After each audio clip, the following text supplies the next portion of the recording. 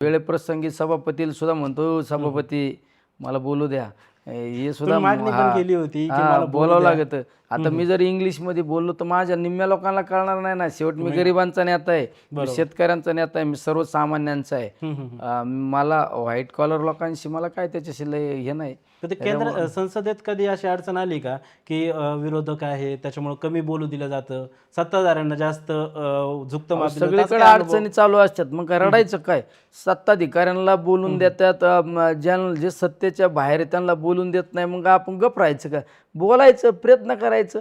कधी कधी दुसऱ्याचं नाव घेतलं तरी उठायचं आणि बोलायचं. बोलतो मी तसं पण करतो. आमच्याकडे त्या सभापतीकडे नाव असतं, ते घेतो नाव, समज तुमचं नाव घेतलं पण त्यांच्या गोंधळात आपणच उभं राहून बोलायला सुरुवात करायची. अरे प्रयत्न केल्याशिवाय होत नाही. तुम्ही पहा ना, आजपर्यंत कधी खासदार इतक्या वेळा मांडणी करताना दिसला का तुम्हाला? कधी कुठला संसदेत किती वेळेस तुम्ही भाषण केलं, कुठले कुठले मुद्दे मांडले? कायम बोलतो मी, कायम बोलतो तिथं कायम. टीका अशी होत होती की माझी जे होते माझींकडून असं बोललं जात होतं की त्यांना समजताच 5 वर्ष निघून जातील आणि निवडणूक लागेल. काय काय प्रत्युत्तर काय असेल त्यांना? आता मी कशाला प्रत्युत्तर द्यायचं? लोक देतात ना, लोक देतात, मी कशाला द्यायचं? राजकारण झालं गेलं सोडून द्यायचं. मी कोणाला राजकारणामध्ये जास्त का कोणाला मी विरोधक समजित नाही. लोकसभेची निवडणूक त्यांची माझी एकमेकाच्या विरोधात झाली, निकाल लागला, विषय संपला, रात गई भात गई. का कायमचं मी काय त्यांना विरोधक म्हणून काय माझं त्यांचं काय बांधायला बांधे का? माझं त्यांची काय भाऊबंदकी का आम्ही एकमेकाचं काय हे केलं का?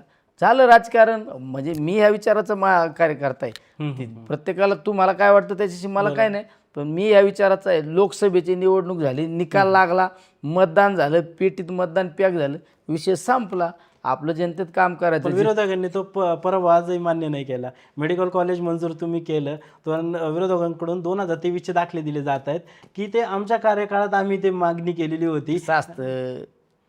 दाखले विकले देऊन काय उपयोग? ढळढळे दुनिया बघते ना त्या संसदेत, हाऊसमध्ये, पार्लमेंट मालूम आहे ना आपको? बरोबर. तिथं बोलल्यानंतर दुनिया पाहती कोणी मांडणी केली कोणी मागणी केली. ओरिजिनल लाईव्ह दाखवायचं ना.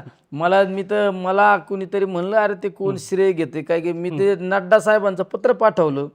आता माझ्याकडे 10-20 मंत्र्यांचे पत्र आता मला आले. ते आपण पत्र दिल्यानंतर त्यांचा रिप्लाय येतो ना. मी शिवाय हाऊसमधलं माझं भाषण पण आहे ना. बरोबर. पण आता मग ते मेडिकल कॉलेजचाच प्रश्न तुम्ही जो म्हटलं की ते मंजूर करून आणलं, त्याच्यावरून वाद सुरू झाला आहे. पालकमंत्री म्हणतायत की त्याच्यावर दावा नाही केला पाहिजे, उत्तर दक्षिणसाठी नाही आलं, ते जिल्ह्यासाठी आलेलं आहे. म्हणजे तो कुठेतरी विखे लंके वाद हा चालूच आहे. तर काय उत्तर काय?